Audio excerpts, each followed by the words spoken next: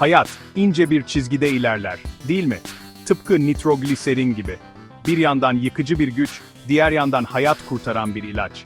Kimyasal yapısı en küçük bir dokunuşta patlamaya hazır bir enerjiyle dolu. Ama aynı yapı, doğru ellerde tıkalı damarları açıp kalpleri rahatlatabiliyor. Peki bu nasıl mümkün oluyor? Bu videoda nitrogliserinin iki yüzüne de bakacağız. Alfred Nobel'in dinamitten kalp ilaçlarına uzanan yolculuğunda tehlikenin ve umudun nasıl iç içe geçtiğini göreceğiz. Şimdi, gelin sizi laboratuvara götüreyim. Beyaz önlüklerimizi giydik, gözlüklerimizi taktık. Karşımızda sıradan bir sıvı gibi görünen nitrogliserin var. Ama aldanmayın, bu sakin görünümün altında inanılmaz bir güç saklı. Gliserol ve nitrik asidin tehlikeli dansından doğan bu molekül, adeta sıkıştırılmış bir yay gibi. En ufak bir titreşim, en küçük bir darbe, bu yayı serbest bırakmaya yetiyor. Ve o zaman ortaya çıkan enerji, etrafındaki her şeyi alt üst edebiliyor. Nitrogliserin deyince akla ilk gelen isim, elbette Alfred Nobel'dir. Bu İsveçli kimyager ve mühendis, nitrogliserinin gücünü hem yıkımda hem de yapımda nasıl kullanabileceğimizi gösterdi. Dinamitin icadı, inşaat ve madencilik alanlarında devrim yarattı. Dağlar delindi, yollar açıldı ama bir yandan da savaşlarda kullanılacak yeni ve korkunç silahlar ortaya çıktı.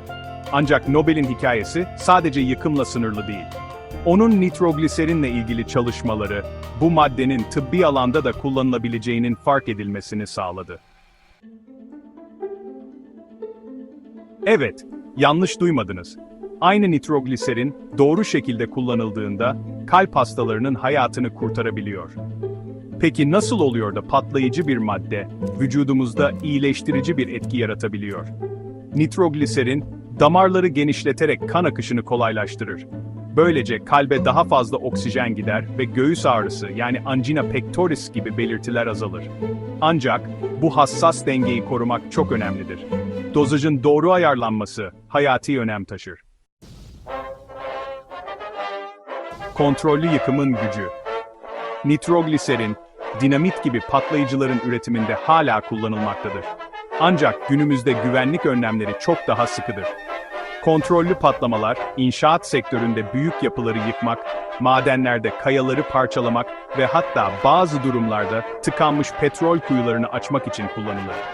Bu işlemler, uzman ekipler tarafından ve son derece dikkatli bir şekilde gerçekleştirilir. Nitrogliserin ve güvenlik ince bir çizgi. Nitrogliserin, saygı duyulması gereken bir maddedir. Yanlış ellerde veya uygun olmayan koşullarda büyük felaketlere yol açabilir. Bu nedenle, üretimi, taşınması ve depolanması sıkı güvenlik protokollerine tabidir. Uzmanlar, nitrogliserinle çalışırken son derece dikkatli olmalı ve her zaman gerekli önlemleri almalıdır. Unutmayın, tehlikeli bir maddeyle çalışırken en ufak bir hata bile ağır sonuçlar doğurabilir. Yeni ufuklar. Nitrogliserin, keşfedildiği günden bu yana bilim insanlarını ve araştırmacıları kendine hayran bırakmıştır. Günümüzde, kalp hastalıklarının tedavisindeki önemli rolüne ek olarak, nitrogliserinin kanser tedavisi ve diğer hastalıkların tedavisinde kullanım potansiyeli araştırılmaktadır. Kim bilir, belki de gelecekte nitrogliserin, bugün hayal bile edemeyeceğimiz yeni alanlarda insanlığa hizmet edecektir. Outro, nitrogliserin iki yüzlü madde. Gördüğümüz gibi, nitrogliserin hem yıkıcı hem de hayat kurtarıcı olabilen bir maddedir. Tıpkı hayatın kendisi gibi. Önemli olan, onun gücünü anlamak ve doğru şekilde kullanmaktır. Unutmayın, bilgi en güçlü silahımızdır. Nitrogliserin gibi tehlikeli ama bir o kadar da faydalı maddeleri anlayarak ve onlarla güvenli bir şekilde çalışarak daha iyi bir gelecek inşa edebiliriz.